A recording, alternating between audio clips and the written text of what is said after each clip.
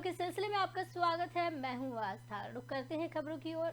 लखनऊ में आयोजित कार्यक्रम में सीएम योगी ने शिरकत की। इस दौरान राज्य गन्ना उत्पादन प्रतियोगिताओं के विजेताओं को प्रमाण पत्र वितरित किए गए। इस अवसर पर गन्ना उत्पादन से जुड़े किसानों और महिला स्वयंसेवी समूह के सदस्यों को सम्मानित किया गया। सीएम ने इस दौरान अपना संबोधन दिया। उत्तर प्रदेश की चीनी मिलें सबसे अच्छी रिकवरी दे सकती हैं देश के अंदर, या हमारे चीनी मिल आज के दिन पर तय कर रही है। तो एक तरफ गन्ना उत्पादक किसानों का सम्मान, दूसरी तरफ चीनी मिल मालिकों को भी, जिन्होंने पारदर्शी तरीके से इस कार्यक्रम को आगे बढ़ाया है, उनका भी सम्मान। इस क्षेत्र में महिला स्वयंसेवी समूह हो और उनके माध्यम से हम महिलाओं के स्वावलंबन और मिशन शक्ति के आदरणीय प्रधानमंत्री जी के विजन को आगे बढ़ा सके।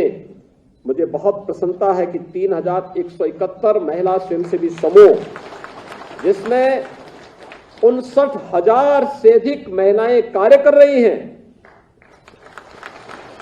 वे आज इस क्षेत्र में कार्य करते हुए प्रदेश के अंदर 60 लाख गन्ना किसानों के साथ मिलकर के उत्तर प्रदेश की अर्थव्यवस्था को मजबूती प्रदान करने में योगदान दे रहे हैं। इसलिए मैं आप सबका हृदय से अभिनंदन करता हूं। भाइयों बहनों, 2017 में जब मैंने गन्ना विभाग से कहा था कि एक उत्तर प्रदेश की धरती ऐसी है जिसमें 1 एकड़ में 1000 कुंटल पैदा हो सकता है, लोग हंस रहे थे, अरे कैसे हो सकता है। हमारे तमाम अधिकारी क्या कह रहे थे उस समय, अरे साहब ये कहां हो सकता है, एकड़ नहीं हेक्टेयर में होता होगा। मैंने कहा नहीं, एकड़ में हो सकता है। लोग कल्पना कर रहे थे। फिर मैं भी कभी कभी भ्रम में पड़ जाता था कि क्या वास्तव में ये हो पाएगा क्या, लेकिन आज मैंने साक्षात देखा है। प्रत्यक्षम किम प्रमाणम, 2640 कुंटल पर हेक्टेयर गन्ना पैदा करने वाला, उत्पादन करने वाला किसान भी यहां इस सभागार में मौजूद है। गन्ना उत्तर प्रदेश की मिठास को दुनिया के अंदर पहुंचाता है। और भाइयों बहनों, पिछले 6 वर्ष की अनेक उपलब्धियां विभाग के पास है।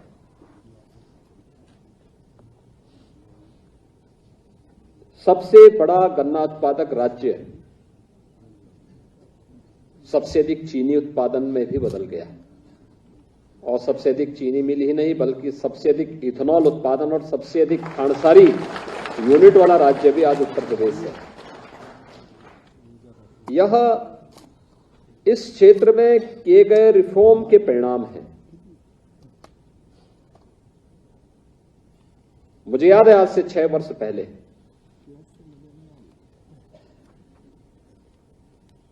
पर्ची के लिए परेशान होना पड़ता था। पर्ची की चोरी, घड़तोली,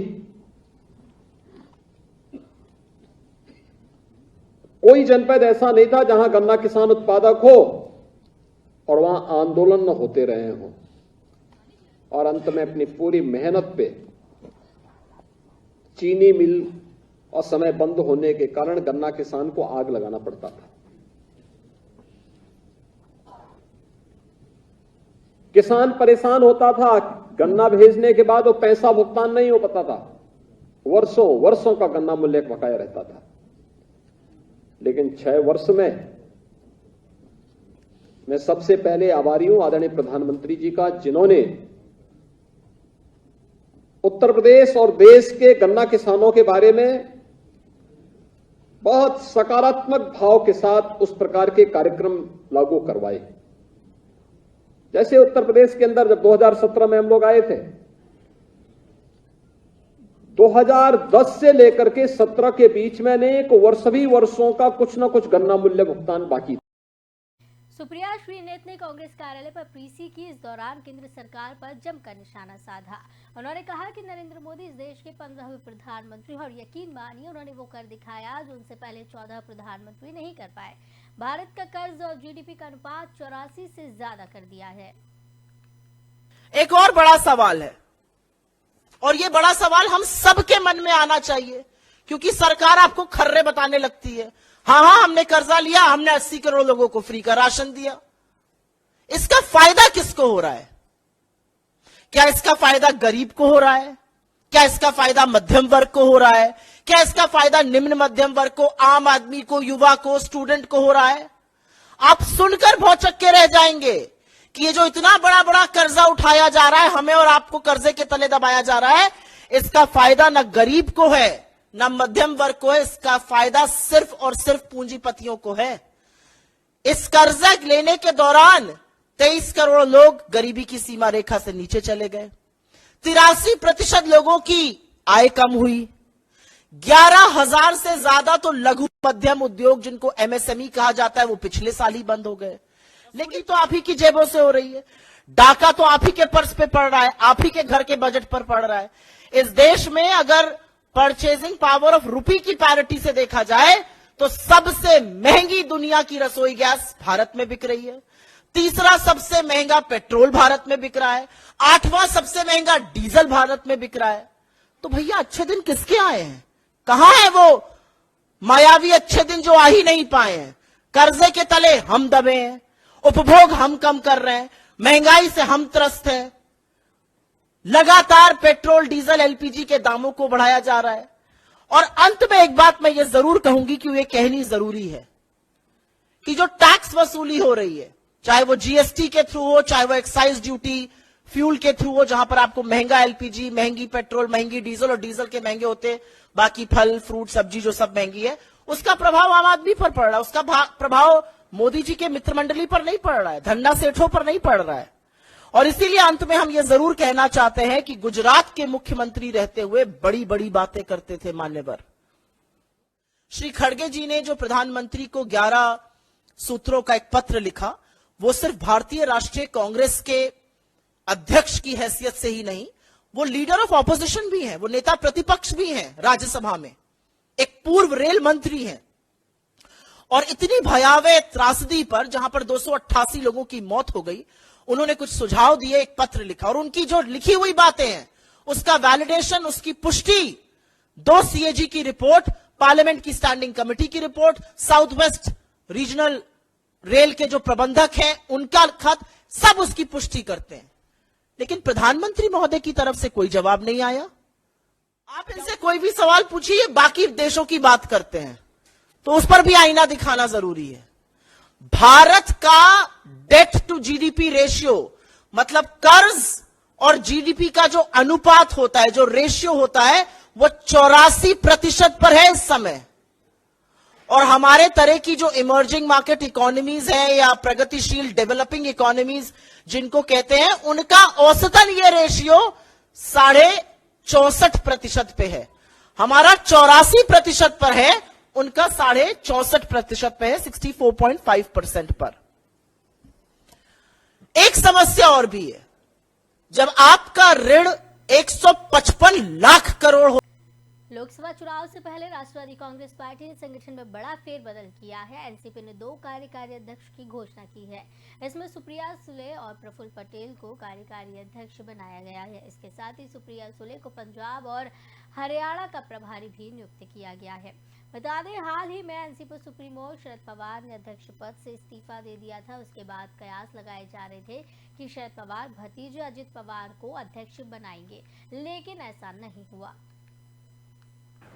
जैसे प्रफुल्ल पटेल, आज उनके सामने हम राष्ट्रवादी कांग्रेस पार्टी के वर्किंग प्रेसिडेंट की जिम्मेदारी उनके कंधे पर दे रहे हैं।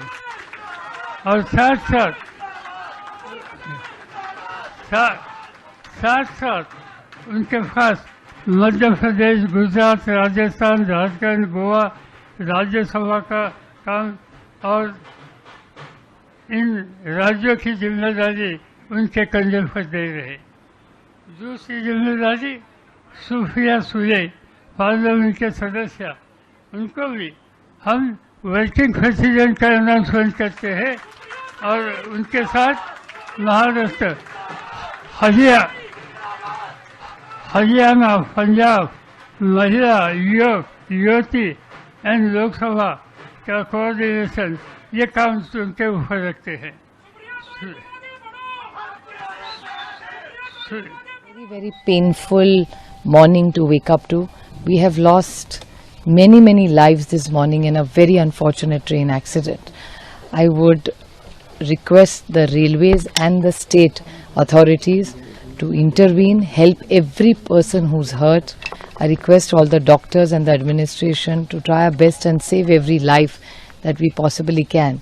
But a very, very unfortunate incident, and I would request the Railway Mantralaya and Government of India to set up a high-powered committee to find out why this accident has happened.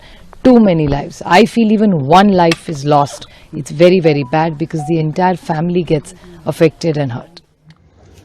परिवारवाद तो यहाँ कहीं दिखाई नहीं दे रहा है जैसे आप कह रहे हैं, क्योंकि प्रफुल्ल पटेल साहब को भी जिम्मेदारी दी गई है और साथ में दूसरे महासचिव जो है उनके ऊपर भी अलग अलग राज्यों की जिम्मेदारी दी गई है। पार्टी को बढ़ाने के लिए ही ये प्रयास चालू है। अजीत पवार को लेकर जो पूछा जा रहा है कि अजीत पवार को इतनी बड़ी जिम्मेदारी से क्यों दूर रखा गया, क्या उनके लिए पार्टी ने कुछ और सोचा है क्या जो उनकी नाराजगी की बात है? अजीत पवार महाराष्ट्र के विधानसभा में विपक्ष नेता है और उनके ऊपर बहुत बड़ी जिम्मेदारी है।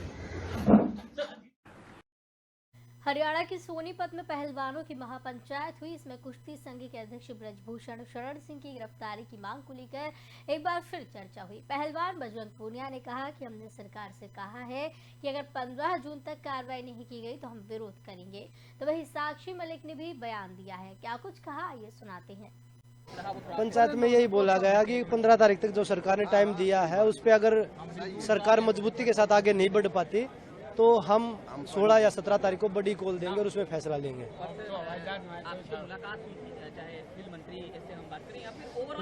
वो सभी बातें हमने अपने पंचायत के जो चौधरी थे, बहुत छोटी पंचायत बुलाई गई है और बहुत सारे लोगों जो नहीं आ पाए उनसे भी हम यही बोलेंगे कि भाई अगर ये सारी बातें आप सब तक पहुंच जाएंगी, अगर कोई आपका फैसला हो तो आप हमें बता दीजिए। अगर सरकार 15 तारीख तक, हमने अपने खाप चौधरी ने भी यही बोला कि 15 तारीख तक हम जो खिलाड़ी बात करके आए हैं उन पे हम बिल्कुल उनके साथ हैं और अगर उस पर कोई कठोर फैसला नहीं लिया जाता तो हम खिलाड़ियों के साथ कंधे से कंधा मिला के खड़े हैं। एशियन गेम्स जब खेलेंगे जब ये सारा मुद्दा सॉल्व होगा, वरना मैंने अभी बोला है हम डेली किस मानसिक उससे गुजर रहे हैं, आप लोग नहीं समझ सकते हो। पंचायत में यही बोला गया कि 15 तारीख तक जो सरकार ने टाइम दिया है उस पर अगर सरकार मजबूती के साथ आगे नहीं बढ़ पाती तो हम 16 या 17 तारीख को बड़ी कॉल देंगे और उसमें फैसला लेंगे।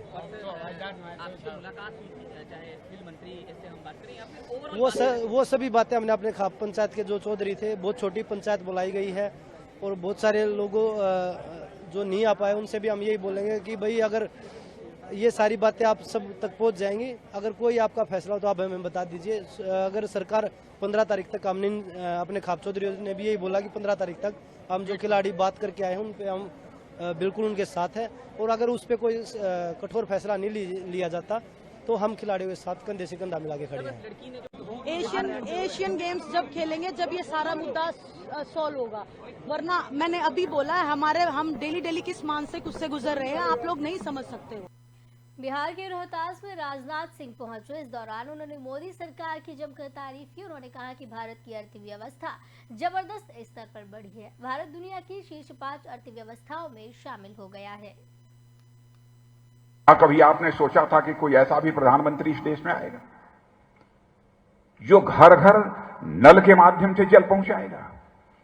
इतना संवेदनशील प्रधानमंत्री होगा, उसे इस बात की चिंता सताने लगेगी कि हमारी घर की माताएं बहनें, भले ही वह गरीब परिवार से क्यों ना आती हों, पानी लेने के लिए दूर दराज उन्हें न जाना पड़े और एक घड़े के ऊपर घड़ा पानी से भरा हुआ उसे लेकर उन्हें आना पड़ता था। इन हालातों से निजात दिलाने का काम इस आजाद भारत में इसकी पहली पहल यदि किसी ने की है तो हमारे प्रधानमंत्री नरेंद्र भाई मोदी ने की है। मेरे बहनों भाई, देश के लगभग 12 करोड़ घरों में नल से जल पहुंच चुका है। और जब हमारी सरकार बनी थी तो आपको जानकर आश्चर्य होगा कि बिजली भी देश के 18,000 ऐसे गांव थे जहां पर की बिजली नहीं पहुंची थी। अब मैं एक उदाहरण आपको देना चाहता हूं कि 2014 में जिस समय हम लोगों की सरकार बनी थी, देश की अर्थव्यवस्था, धन दौलत, इस मामले में हमारा भारत सारी दुनिया में वह 10वें 11वें स्थान पर खड़ा था। लेकिन 9 वर्ष के अंदर ही मोदी जी के नेतृत्व में वह करिश्मा हुआ है भारत में, मेरे बहन भाइयों। आज हमारा भारत जंप लगा चुका है और भारत की अर्थव्यवस्था जो पहले 10 और 11 दुनिया के देशों में 11वें नंबर पर होती थी, आज हिंदुस्तान के 5 देशों की श्रेणी में आकर खड़ी हो गई। और एक माने जाने बहुत एक इकोनॉमिस्ट भी उनको कह सकते हैं, जो सभी दुनिया के देशों की आर्थिक स्थिति की समीक्षा करते रहते हैं, मॉर्गन स्टैनले, उन्हीं के एक फाइनेंशियल एनालिस्ट ने, माने उनके एक आर्थिक विश्लेषक ने यह कहा है, इस सच्चाई को नकारा नहीं जा सकता है कि 2027 आते आते यानी 4 वर्ष के बाद ही भारत की अर्थव्यवस्था दुनिया के टॉप 3 देशों में आकर खड़ी हो जाएगी। औरंगजेब और गोडसे के नाम पर शुरू हुई सियासत में कपिल सिब्बल भी कूद गए हैं। केंद्रीय मंत्री गिरिराज सिंह के बयान पर सिब्बल ने पलटवार किया। गिरिराज सिंह ने छत्तीसगढ़ में कहा कि अगर गोडसे महात्मा गांधी का हत्यारा है तो भारत का सपूत भी है। अगर गांधी के हत्यारा हैं तो गोडसे भारत के सपूत भी हैं। वहीं भारत में ही पैदा लिया है। औरंगजेब और बाबर की तरह आक्रांता नहीं है। और जिसको बाबर का औलाद कहलाने में खुशी महसूस होता है, वो कम से कम भारत माता का सही सपूत नहीं हो सकता। इसका मतलब है कि जो भी हिंदुस्तानी जो यहाँ पैदा हुआ है वो कत्ल करता है तो हिंदुस्तान का वो सपूत है। सपूत का मतलब क्या हुआ? पूत का मतलब हुआ पुत्र। सुपूत में हमारा अच्छा पुत्र। तो क्या गोडसे जी अच्छे पुत्र थे गिरिराज सिंह जी के हिसाब से? और क्या, और आज के आपको मालूम है कि संविधान की एक कैबिनेट रिस्पांसिबिलिटी होती है। तो इसका मतलब कि गिरिराज जी सरकार के लिए बोल रहे हैं। तो क्या मोदी जी भी यही बात मानते हैं और अमित शाह जी भी यही बात मानते हैं? तो मैंने कहा अपनी ट्वीट में कि उनको इसका खंडन करना चाहिए और इस बयान को ये कहना चाहिए कि बेबुनियाद है और गिरिराज जी जो कहा है वो बिल्कुल गलत है। लेकिन मुझे शक है कि ऐसा। मणिपुर में 3 मई से कुकी और मैतेई समुदाय के बीच जातिगत हिंसा जारी है। इसी बीच शनिवार को राज्य के 11 अफसरों का तबादला किया गया। इसमें आईएएस और आईपीएस अफसर शामिल हैं। इससे पहले गृह मंत्री अमित शाह इस महीने की शुरुआत में 4 दिन के दौरे पर आए थे। इस दौरान राज्य के डीजीपी पी डोंगल को हटा दिया गया। उनकी जगह राजीव सिंह को कमान सौंपी गई। मणिपुर में 39 दिन से जारी हिंसा में अब तक 100 लोगों से ज्यादा की मौत हो चुकी है। 310 घायल हैं और 37,000 से ज्यादा लोग 272 राहत शिविरों में रहने को मजबूर है।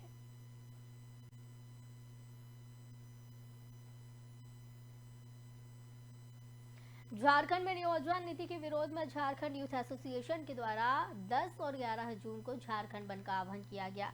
इस बंद के लिए पुलिस प्रशासन की जगह जगह तैनाती बढ़ा दी गई है। साथ ही रांची में 1500 पुलिस जवान तैनात किए गए। मुख्यमंत्री आवास, मोरहाबादी मैदान और उसके आसपास के इलाके में 2 दर्जन से अधिक अलग से सीसीटीवी कैमरे लगाए गए हैं। इसके अलावा 2 ड्रोन कैमरे भी रखे गए।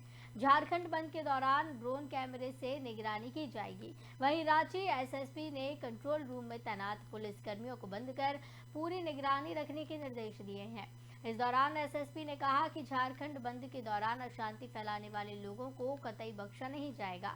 बता दें कि एक तरफ सरकार इसके माध्यम से नियुक्ति की तैयारी में है तो दूसरी तरफ छात्रों के बीच 60 से 40 आधारित नीति को लेकर विरोध प्रदर्शन जारी है।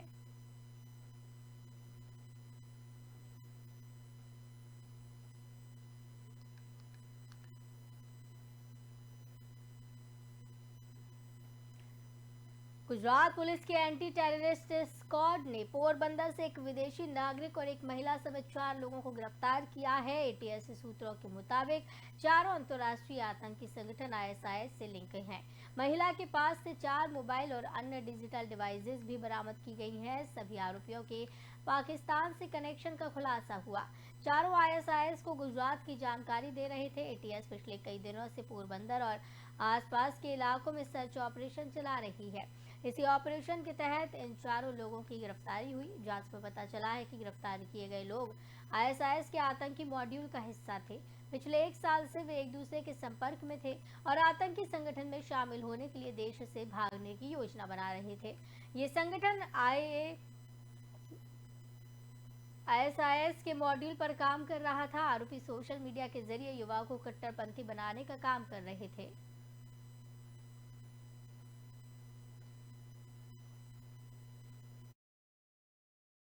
एक प्रतिबंधित आतंकवादी संगठन है ISKP, इस्लामिक स्टेट फॉर आतंकवादी।